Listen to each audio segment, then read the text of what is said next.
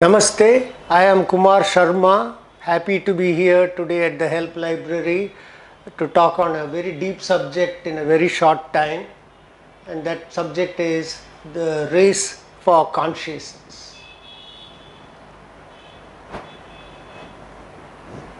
What is consciousness? That is what we will talk about today, and two different approaches to understanding it.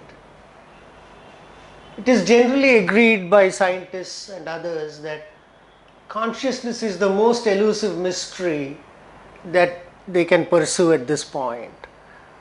After exploring the universe and the smallest level of cells at either extreme, the most fascinating and elusive mystery is what is consciousness.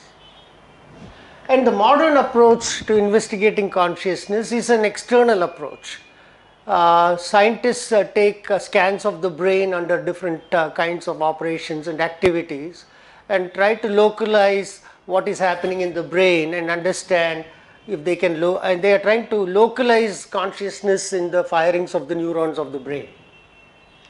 In contrast, ancient philosophers discovered centuries, millennia ago through meditation and other methods of turning inwards that consciousness is the ultimate reality, it is the substratum, it is eternal and infinite, and that it is also the indwelling self in all of us, and it is also the basis for the manifestation of multiple universes. So, with these two different views to consider, is the race for consciousness over, or is it going on, or is it beginning? We will explore the view, the insight, the knowledge of the ancient philosopher seekers who discovered some of these secrets in the next few minutes. From their perspective, from the rishis, the yogis, the mystics of various religions and cultures across the ages, consciousness is seen to be something that is unitary and singular. There is nothing that is other than it. Everything is it. Like the ocean is everything with regard to the phenomena it manifests. And its nature, because it is the ultimate reality and the ground for everything, is bliss. We all seek happiness in our life and joy and pleasure because we are creatures of that bliss, that is that pure consciousness. It is the seed, the matrix of multi-universes which unfold across trillions of years of time, and it is infinite and eternal beyond space and time. It is the seed of space and time as well.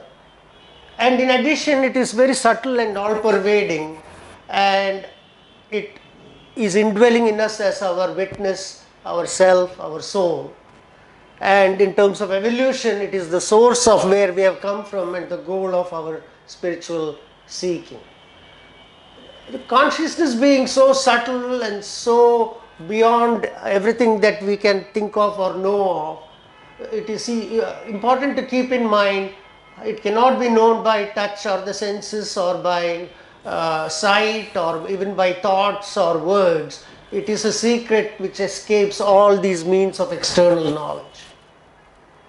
But this consciousness manifests in our waking state, it is there in our dream state, it is also there in our deep sleep state, and it survives and pervades and is beyond as the fourth, which is called Turiya, which is pure consciousness itself.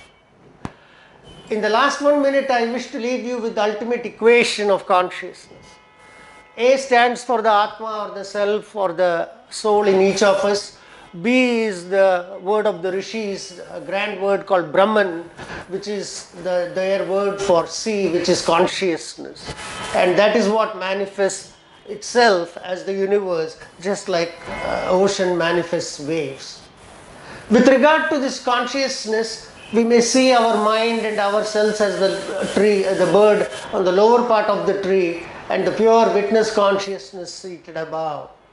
And there is the metaphor of the chariot, where we see the self as the lord of the chariot, the body as the chariot itself, the intellect is the charioteer, the mind is the reins. So we have to understand with regard to consciousness how the body and the mind are placed. Consciousness cannot be known through external means. To know something as subtle as consciousness, the means of knowing must match what we are trying to study.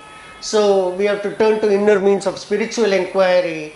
Various kinds of meditation exist, but they should be carefully chosen to lead us to depending on our temperament, so that we will make good progress. Self-knowledge, or the knowledge of consciousness, which is our essential nature, can dawn in a hurry or it can take many lifetimes. So please get started. Thank you.